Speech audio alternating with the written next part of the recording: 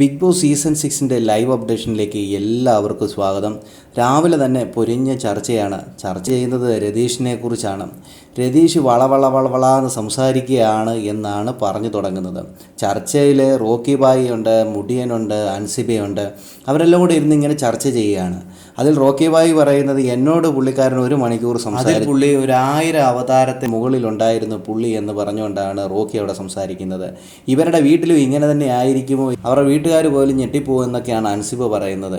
എന്തുവായാലും രതീഷ് മേനോൻ ആൾക്കാരുടെ ഇംപ്രഷൻ പിടിച്ചു പറ്റാൻ വേണ്ടി കളിക്കുന്നതാണെന്നും അതൊന്നും ഇവിടെ ചിലവാകില്ല എന്നുമൊക്കെയാണ് ഇവിടെ മത്സരാർത്ഥികൾ പറയുന്നത്.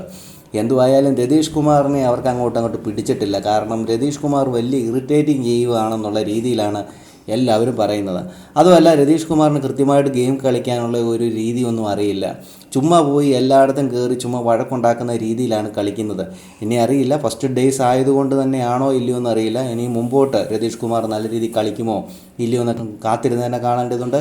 ഫസ്റ്റ് ദിവസത്തെ ടാസ്ക് വെച്ച് നോക്കുകയാണെങ്കിൽ രതീഷ് കുമാറിന് മൈൻഡ് ഉപയോഗിച്ച് കളിക്കാൻ അറിയില്ല. മറ്റുള്ളവരെ ഇറിറ്റേറ്റ് ചെയ്യാനുള്ള ഒരു കഴിവാണ് ഉള്ളത് എന്നാണ് നമുക്ക് മനസ്സിലാക്കാൻ സാധിക്കുന്നത്. കൂടുതൽ ബിഗ് ബോസ് ലൈവ് അപ്ഡേഷനായി ഈ ചാനൽ സബ്സ്ക്രൈബ് ചെയ്യാൻ മറക്കല്ലേ.